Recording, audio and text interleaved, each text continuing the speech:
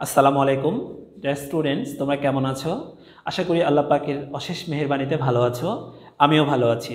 তো আজকেও আমি তোমাদের সামনে উপস্থিত হলাম অনলাইন ভিডিও ক্লাস নিয়ে। আমার আজকের ক্লাসের topic modifier. Dear students, modifier আসলে কি, মডিফায়ার কাকে বলে, কত প্রকার এবং কোন কোন শব্দ আসলে মডিফায়ার হিসেবে বসতে পারে, কোন কোন শব্দের পূর্বে বসে, আমি আজকে সেই বিষয়গুলোই তোমাদের সামনে উপস্থাপন করার চেষ্টা করব। তোমরা একটু ধৈর্য সহকারে মনোযোগ দিয়ে আমার ক্লাসটি উপভোগ করো। ডিয়ার স্টুডেন্টস, এখানে আমি শুরুতে একটা বাক্য লিখব। দেখো, লিখলাম I bought a new phone. এখানে লিখব আমি I saw a flying bird. আবার লিখব he is driving a car to reach his office in time. তো আমরা এখানে তিনটা সেন্টেন্স লিখেছি। স্টুডেন্টস, আমি যদি তোমাকে প্রশ্ন করি যে what is the definition of A complete sentence, and আরও যদি কোশ্চেন করি যে what is the condition of a sentence, তাহলে তুমি কি বলবে? সেন্টেন্স হচ্ছে কি, যদি তুমি একটা সেন্টেন্স তৈরি করতে চাও তাহলে অবশ্যই তোমার মনের ভাবটাকে পরিপূর্ণভাবে প্রকাশ করতে হবে। এটা হচ্ছে ফার্স্ট কন্ডিশন। আর সেকেন্ড কন্ডিশন হচ্ছে একটা সেন্টেন্সের মধ্যে অবশ্যই একটা সাবজেক্ট লাগবে, একটা ভার্ব লাগবে, আর একটা অবজেক্ট লাগবে। তো এইখানে খেয়াল করে দেখো, আমি শুরুতেই একটা সাবজেক্ট লিখেছি, এরপরে একটা ভার্ব, এরপরে আমি যদি বলি অবজেক্ট হচ্ছে কি ফোন। তাহলে দেখো, আই বট এ ফোন, আমি একটা ফোন ক্রয় করেছিলাম, এটা একটা সেন্টেন্স। কিন্তু এইখানে আমি অতিরিক্ত একটা শব্দ সংযোজন করেছি, আর সেটা হচ্ছে কি নিউ। তো এই নিউটাকে আমি যদি বাদ দিয়ে দেই তাহলে আমার সেন্টেন্সের যে কন্ডিশন সেটা হচ্ছে কি পরিপূর্ণ অর্থ। দেখো, আই বট এ ফোন, আমি একটা ফোন ক্রয় করেছিলাম, তাহলে একটা পরিপূর্ণ অর্থ প্রকাশ পেয়েছে, অতএব এটা একটা সেন্টেন্স। আবার যদি বলি যে স্ট্রাকচার অনুযায়ী সাবজেক্ট, ভার্ব, অবজেক্ট, তাহলেও সেকেন্ড কন্ডিশনেও আমার এটা একটা পরিপূর্ণ সেন্টেন্স। কিন্তু এইখানে আমি নতুন একটা শব্দ কি লিখেছি? নিউ। এই নিউ শব্দটা বসে ফোন সম্পর্কে একটা অতিরিক্ত বা নতুন করে একটা ধারণা দিচ্ছে। কারণ তুমি আমাকে প্রশ্ন করতে পারো, স্যার আপনি যে ফোনটা কিনেছেন, ফোনটা কি নতুন না পুরাতন? প্রশ্নের তো শেষ নেই, আবার ব্যাখ্যারও শেষ নেই। যার কারণে এই নিউ শব্দটা ফোনের পূর্বে বসে এই ফোন সম্পর্কে নতুন করে একটা ধারণা দিচ্ছে। তো এই নিউ হচ্ছে এখানে মডিফায়ার। আচ্ছা, এরপরে দেখো, আমি এখানে লিখেছি I saw A flying bird. তো আমি যদি এই ফ্লাইং শব্দটাকে এখান থেকে কেটে দেই তাহলে আমার বাক্যটা কমপ্লিট হবে আগের কন্ডিশনগুলো অনুযায়ী। কারণ I saw a bird, I subject, saw verb, a bird হচ্ছে কি অবজেক্ট। অনুরূপভাবে এই ফ্লাইং শব্দটা এই বার্ড সম্পর্কে নতুন করে একটা ধারণা দিচ্ছে। কেন? তুমি আমাকে প্রশ্ন করবে, স্যার পাখিটি কেমন ছিল? উড়ন্ত ছিল না বসেছিল, ঘুমিয়েছিল না শুয়েছিল না ডালে বসেছিল, কি অবস্থায় ছিল? তখন আমি তোমাকে উত্তর করব কি যে না, পাখিটি আসলে উড়ন্ত ছিল। তাহলে এই যে উড়ন্ত পাখি, হ্যাঁ, বা উড়তে থাকা পাখি, তাহলে পাখি সম্পর্কে এই ফ্লাইং শব্দটা এর পূর্বে বসে এই বার্ড সম্পর্কে সে অতিরিক্ত ধারণা দিচ্ছে। এটা হচ্ছে মডিফায়ার। অনুরূপভাবে আমি যদি থার্ড সেন্টেন্সটি এক্সপ্লেইন করি তাহলে দেখো, হি ইজ ড্রাইভিং এ কার। আমার বাক্যটা কমপ্লিট, কারণ সাবজেক্ট, ভার্ব, অবজেক্ট। এইখানে আমি অতিরিক্ত কিছু লিখেছি, two reach his office in time. দেখো, এখান থেকে এই পর্যন্ত আমি অতিরিক্ত কিছু শব্দ সংযোজন করলাম। এখন সে গাড়ি চালাচ্ছে, সে একটা কার চালাচ্ছে, কেন চালাচ্ছে, কি কারণে চালাচ্ছে, তুমি প্রশ্ন করতে পারো না? সে কি শেখার জন্য চালাচ্ছে, না কোনো জায়গায় যাওয়ার জন্য চালাচ্ছে? অনেক কোশ্চেন করা যায়, কিন্তু আমি তো উত্তর দেবো একটা, যেটা কারেক্ট সেটাই। এখানে দেখো আমি লিখেছি টু রিচ, পৌঁছাতে, তাহলে এটা একটা উদ্দেশ্য প্রকাশ পেয়েছে। আর এই উদ্দেশ্যটা কিসের? কাজের। কারণ মানুষের জীবনে প্রত্যেকটা কাজের পেছনে একটা উদ্দেশ্য থাকে, তাই আমি এখানে তার এই কাজের উদ্দেশ্যকে প্রকাশ করার জন্য এখানে টু রিচ লিখে দিলাম এবং বাকি অংশটাকেও কমপ্লিট করে দিলাম, হিজ অফিস ইন টাইম। তাহলে কাজ সম্পর্কে বা কাজের উদ্দেশ্য সম্পর্কে এখানে অতিরিক্ত ধারণা কে দিল? To reach. আর এই শব্দের মডিফায়ার হচ্ছে কি? To reach his office in time. Students, আশা করি আমার এই 3টা সেন্টেন্সের ব্যাখ্যা থেকে তোমরা বুঝতে পেরেছো যে আসলে মডিফায়ার কাকে বলে। তারপরও আমি তোমাদেরকে বলছি যে ওয়ার্ড বা ওয়ার্ডস সমূহ কোনো নাউন, অ্যাডজেক্টিভ, ভার্ব, অ্যাডভার্ব এর আগে, দেখো এখানে আগে বসছে, এখানেও আগে বসছে, কিন্তু এখানে ভার্বের পরে বসছে টু রিচ। পরে বসে উক্ত নাউন, ভার্ব, অ্যাডজেক্টিভ, অ্যাডভার্ব সম্পর্কে নতুন করে অথবা অতিরিক্ত ধারণা দিয়ে থাকে, তাকে বলা হয় মডিফায়ার। স্টুডেন্টস, আমি আবারও বলি, এক কথায় মডিফায়ার হচ্ছে নতুন করে বা অতিরিক্ত তথ্যদানকারী কোনো শব্দ। মনে থাকবে মডিফায়ারের অর্থটা কী? তাহলে নতুন করে বা অতিরিক্ত তথ্যদানকারী কোনো শব্দ। আর কাকে মডিফাই করতে পারে? নাউনকে মডিফাই করতে পারে, অ্যাডজেক্টিভকে মডিফাই করতে পারে, ভার্বকে মডিফাই করতে পারে, অ্যাডভার্বকে মডিফাই করতে পারে। স্টুডেন্টস, চলো এবারে আমরা নেক্সট আলোচনায় যাই। দেখো আমি এখানে 2টা কথা বলেছি এই মডিফায়ারের সংজ্ঞায়। যদি তোমরা মনোযোগ দিয়ে থাকো তাহলে বুঝতে পারবে যে একটা হচ্ছে আগে বসে মডিফাই করলো, আর একটা হচ্ছে কি পরে বসে মডিফাই করলো। তাহলে আগে আর পরে কয়টা কথা উল্লেখ করলাম? 2টা। তার মানে মডিফায়ার প্রধানত হচ্ছে 2 প্রকার। একটা হচ্ছে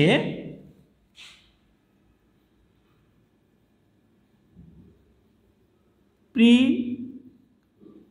মডিফায়ার। কি বললাম? Pre modifier. প্রি শব্দের অর্থ কি তোমরা অবশ্যই জানো, পূর্বে। তাহলে আমরা বলতে পারি যে পূর্বে বসে কি করে? নতুন করে ধারণা দেয় বা তথ্য দেয়। হ্যাঁ, আর 2 নম্বরে কি লিখব? পোস্ট মডিফায়ার, যা পরে বসে নতুন করে তথ্য দেয়। স্টুডেন্টস, আমি কিন্তু আগেই তোমাদেরকে বলেছিলাম যে আসলে মডিফায়ারগুলো কোন কোন শব্দকে মডিফাই করতে পারে। তারপরও আমি বিস্তারিত ব্যাখ্যা এই আলোচনাগুলোর মধ্যে করব, তোমরা একটু মনোযোগ দাও। শুরুতে কি লিখেছি? প্রি মডিফায়ার, সংক্ষেপে লিখেছি পূর্বে বসে নতুন করে তথ্য দেয়। আর পোস্ট মডিফায়ার মানে পরে বসে নতুন করে তথ্য দেয়।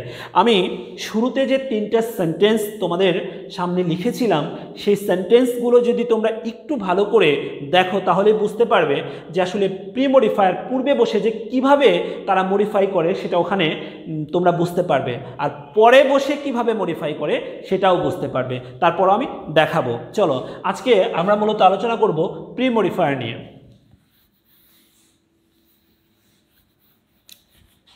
যে কিভাবে আমরা প্রি মডিফায়ার ব্যবহার করতে পারি। শুরুতেই আমি লিখব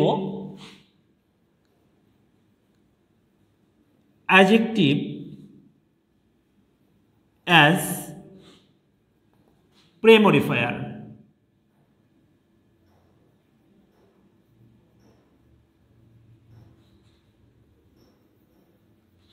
স্টুডেন্টস, এখন আমি তোমাদের কাছে কোশ্চেন করব যে adjective as pre modifier.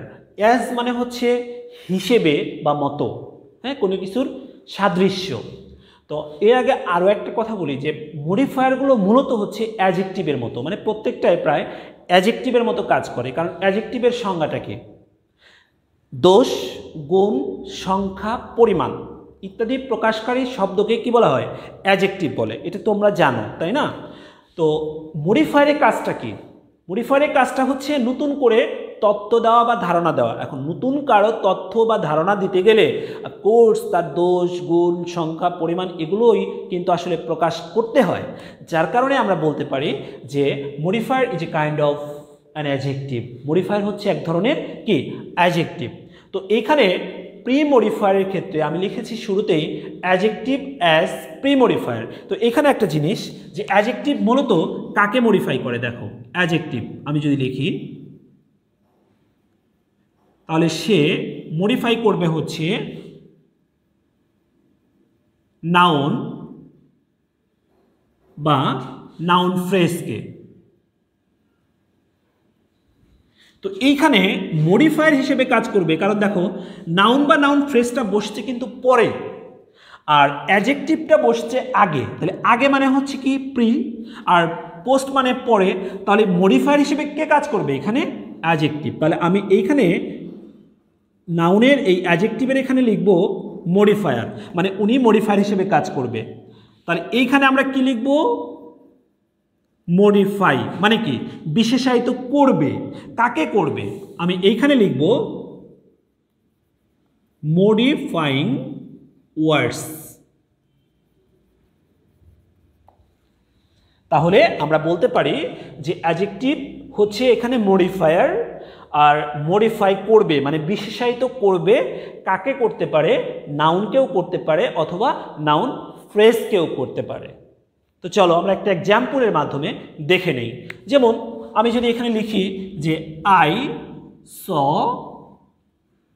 A dash man yesterday। Students আমার বাক্য কিন্তু কমপ্লিট। এখানে আমি যদি বলি I saw a man yesterday, হ্যাঁ, আমার বাক্য complete, but I have to use a modifier.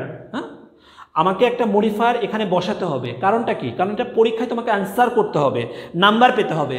তাহলে এইখানে তুমি যদি একটা মডিফায়ার ইউজ করতে চাও, এমন একটা মডিফায়ার ইউজ করতে হবে অর্থপূর্ণ, যে মডিফাইং ওয়ার্ডটা তোমার এই ম্যান সম্পর্কে অতিরিক্ত ধারণা দেয়। কারণ আমরা কিন্তু শুরুতেই তোমাদেরকে বলে আসছি যে what is the definition of modifier. Modifier means কি? সে নতুন করে বা অতিরিক্ত ধারণা দেবে।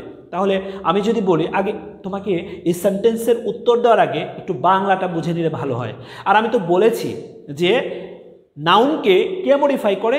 অ্যাডজেক্টিভ মডিফাই করে। আমি এখানে লিখে দিয়েছি না? দেখো adjective modifier modify noun or noun phrase. তাহলে স্ট্রাকচার অনুযায়ী তুমি বলতে পারো যে I have to use an adjective here. আমাকে এখানে কি ব্যবহার করতে হবে? একটা অ্যাডজেক্টিভ। তাহলে অ্যাডজেক্টিভের কাজটা কি? দোষ অথবা গুণ প্রকাশ করা। তাহলে আমি লিখতে পারি আই স এ ব্লাইন্ড। দেখো ব্লাইন্ড অর্থ কি? অন্ধ মানুষ। তাহলে আমি দেখেছিলাম গতকালকে একজন অন্ধ মানুষ। তাহলে এই মানুষ সম্পর্কে একটা স্পষ্ট, একটা নতুন করে ধারণা কে দিল? ব্লাইন্ড। তাহলে ব্লাইন্ড শব্দটা হচ্ছে এখানে মডিফাইং ওয়ার্ড, সরি মডিফায়ার, আর এই ম্যানটা হচ্ছে এখানে মডিফাইং ওয়ার্ড। আশা করি তোমরা বুঝতে পেরেছো। স্টুডেন্টস এখন আমি তোমাদের জন্য একটা কাজ দেব এখানে, যেটা তোমরা ভিডিও দেখে করার চেষ্টা করবে এই রুলস দেখে। দেখো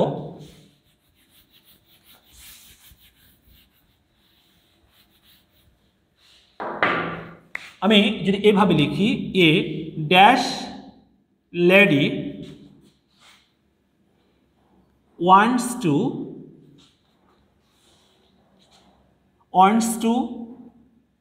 come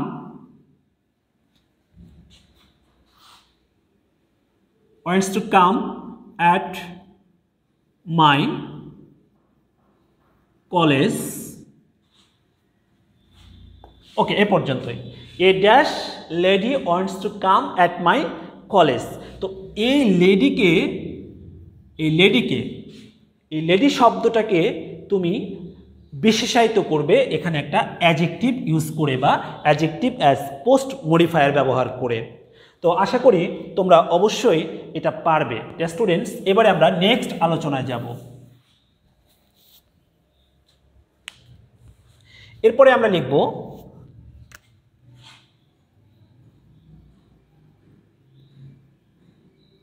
participle as pre-modifier.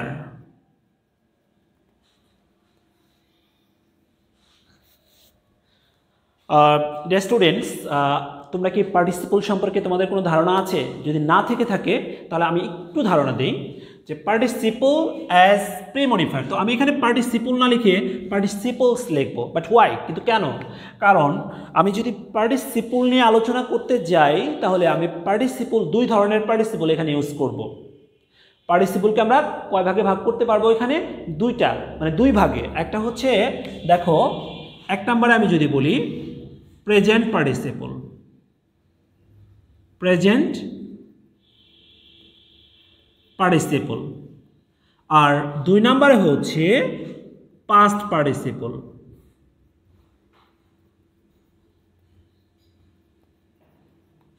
এক নম্বরে কি লিখলাম? প্রেজেন্ট পার্টিসিপল, আর এক নম্বরে হচ্ছে পাস্ট পার্টিসিপল। তো এখন তোমাদের জানতে হবে এই দুটাই কিন্তু কি করবে? মডিফায়ার হিসেবে কাজ করবে। বাট প্রেজেন্ট পার্টিসিপলটা কি আর পাস্ট পার্টিসিপলটা কি? আচ্ছা, আমি এখানে সমান সমান দিয়ে, তোমরা গণিত করো যারা 19-এও গণিত করে আসছো, তাই প্রেজেন্ট পার্টিসিপল সমান আমি এর স্ট্রাকচারটা দেখাবো। সেটা হচ্ছে ভার্ব 1 প্লাস আইএনজি, আর পাস্ট পার্টিসিপল হচ্ছে তোমার ভার্ব এর থার্ড ফর্ম। স্টুডেন্টস, ভার্বের থার্ড ফর্ম, তাহলে প্রেজেন্ট পার্টিসিপল সমান ভার্ব 1 প্লাস আইএনজি, আর পাস্ট পার্টিসিপল হচ্ছে ভার্বের থার্ড ফর্ম।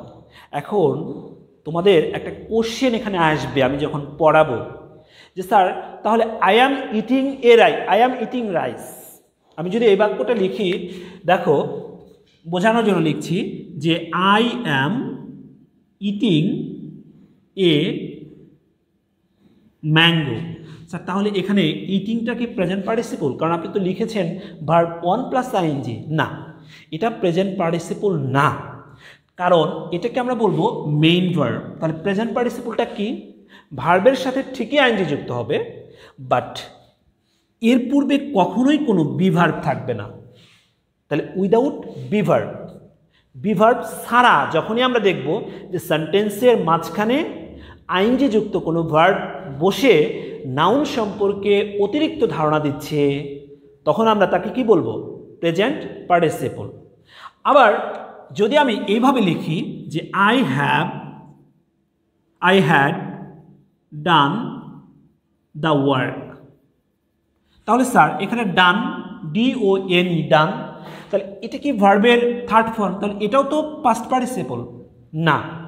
এখানেও একটা কথা হচ্ছে উইদাউট বিভার্ব,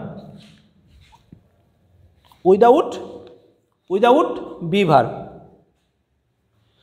উইদাউট বিভার্ব ছাড়া যখনই আমরা ভার্বের পাস্ট পার্টিসিপল ইউজ করব, ঠিক তখনই আমরা তাকে কি বলবো?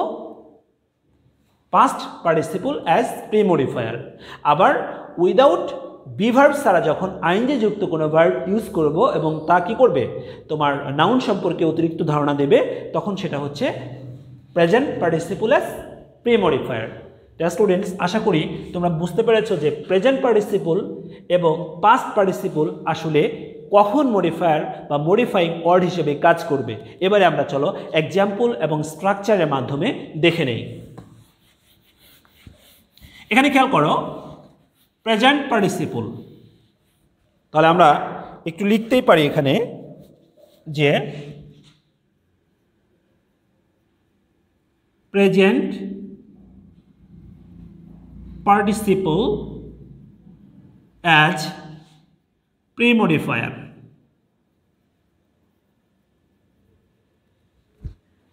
তো প্রেজেন্ট পার্টিসিপল অ্যাজ প্রি-মডিফায়ার যদি বলি, তাহলে আমরা বলতে পারি যে ভার্ব 1 প্লাস আইএনজি, এটা হচ্ছে মডিফায়ার, আর এখানে আমি লিখব মডিফাই। তোমরা আগেই দেখেছো কিভাবে মডিফায়ার মানে কি? যে মডিফাই করবে, আর মডিফাই মানে কাজ করবে সে। কাকে মডিফাই করবে? নাউন অথবা নাউন ফ্রেজ, নাউন অথবা নাউন ফ্রেজ সম্পর্কে সে নতুন করে ধারণা দেবে। তো এখানে আমি লিখতে পারি modifying word.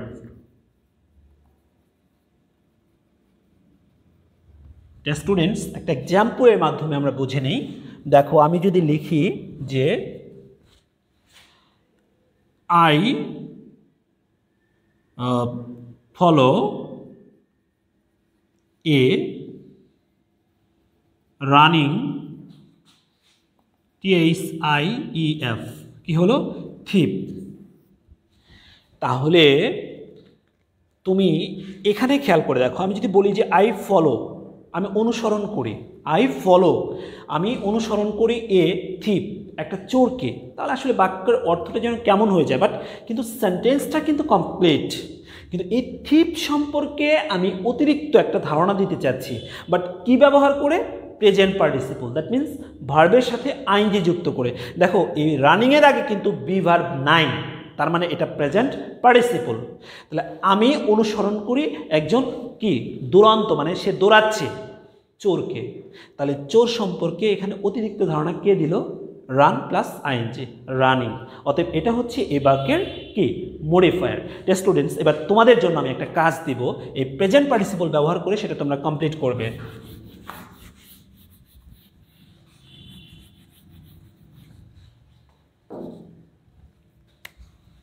A dash girl is my younger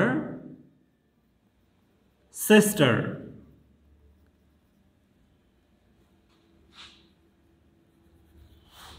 On the stage. Students, এখানে যদি না দেখা যায় আমি এখান থেকে লিখলাম a dash girl is my younger sister on the stage. তো এইখানে তুমি একটা প্রেজেন্ট পার্টিসিপল ব্যবহার করে এই গার্ল সম্পর্কে অতিরিক্ত ধারণা দিবে। এটা কমপ্লিট করে অবশ্যই আমাকে জানানোর চেষ্টা করবে। স্টুডেন্টস, এরপরে আমরা নেক্সট আলোচনায় যাই। দেখো, আমি আরও একটা মডিফায়ার লিখেছিলাম, সেটা হচ্ছে past participle as past participle as pre-modifier। তো এখানে আমি বলতে পারি যে verb 3 বা ভার্বের থার্ড ফর্ম, তো এটা কি মডিফায়ার। সে কি করবে? মডিফাই করবে। কাকে মডিফাই করবে? নাউন অবলিক নাউন ফ্রেজকে। হ্যাঁ, নাউন অথবা নাউন ফ্রেজকে মডিফাই করবে। তো এখানে এটা হচ্ছে মডিফাইং ওয়ার্ডস।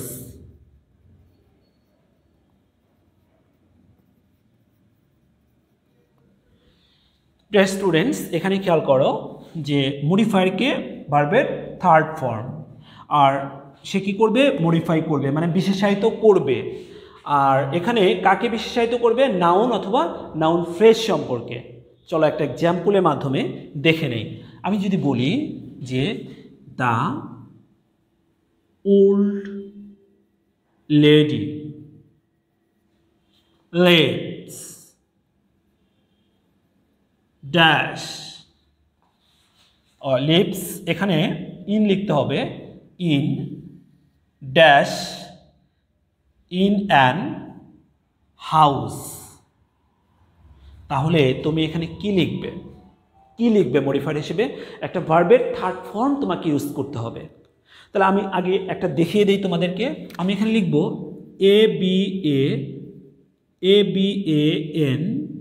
ABANDONED, কি হলো? অ্যাবান্ডন্ড। তাহলে the old lady lives in house. এখানে এই অ্যাবান্ডন্ডের কারণে আমি একটু ক্লু দিয়ে দিয়েছি, যেখানে অ্যান্ডটা আমি বসিয়ে দিয়েছি। তার মানে এমন একটা তোমাকে মানে পাস্ট পার্টিসিপল এখানে ইউজ করতে হবে যার শুরুতে অফকোর্স তোমাকে আবার ভয়েল রাখতে হবে। ঠিক আছে? তো এই জন্য আমি এখানে কি লিখলাম, অ্যাবান্ডন্ড। তো অ্যাবান্ডন্ড এটা কিন্তু ভার্বের কি পাস্ট পার্টিসিপল। অ্যাবান্ডন মানে কি পরিত্যক্ত করা, আর অ্যাবান্ডন্ড মানে কি পরিত্যক্ত। দেখো এই ভার্বের পাস্ট পার্টিসিপলের আগে কিন্তু কোনো বি ভার্ব নাই, মানে হ্যাভ, হ্যাজ, হ্যাড, বি এগুলো কিন্তু নেই। তাহলে আমি বলতেই পারি যে অ্যাবান্ডন্ড হচ্ছে এখানে ভার্বের থার্ড ফর্ম হলেও সেটা কি পাস্ট পার্টিসিপল হিসেবে মডিফায়ারে কাজ করেছে। তাহলে টোটাল বাক্যের অর্থটা কি দাঁড়ায়, the old lady lives in, বাস করে, অ্যান অ্যাবান্ডন্ড একটা পরিত্যক্ত হাউস বাড়িতে। তাহলে কেমন বাড়িতে বাস করে, পরিত্যক্ত বাড়িতে বাস করে। তাহলে বাড়ি সম্পর্কে এখানে অ্যাবান্ডন্ড শব্দটা নতুন করে বা অতিরিক্ত ধারণা দিল। আমি বলতেই পারি যে অ্যাবান্ডন্ড হচ্ছে এ বাক্যের কি অফকোর্স মডিফায়ার বা মডিফাইং ওয়ার্ড। স্টুডেন্টস এবার তোমাদের জন্য একটা কাজ,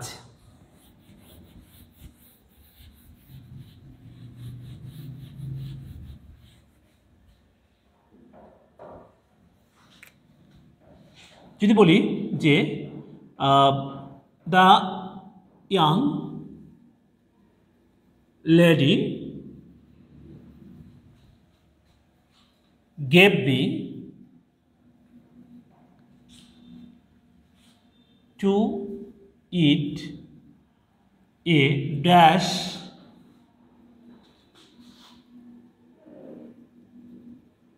mango। এইখানে তুমি কি করবে, একটা পাস্ট পার্টিসিপল ইউজ করবে। পাস্ট পার্টিসিপল ইউজ করে অর্থাৎ যেটা হবে ভার্বের থার্ড ফর্ম এবং এই ম্যাঙ্গো সম্পর্কে সেটা অতিরিক্ত একটা ধারণা দিবে। এই বাক্যটি কমপ্লিট করে তোমরা আমাকে জানানোর চেষ্টা করবে। স্টুডেন্টস, তো আজকে এ পর্যন্তই। আরও অনেক আলোচনা আছে, ইনশাআল্লাহ আমরা পরবর্তীতে সেই আলোচনা নিয়ে আসব। আশা করি তোমরা পরবর্তী আলোচনাগুলোর জন্য অবশ্যই অপেক্ষা করবে এবং আমার জন্য দোয়া করবে। সবাই ভালো থাকো, আল্লাহ হাফেজ, আসসালামু আলাইকুম।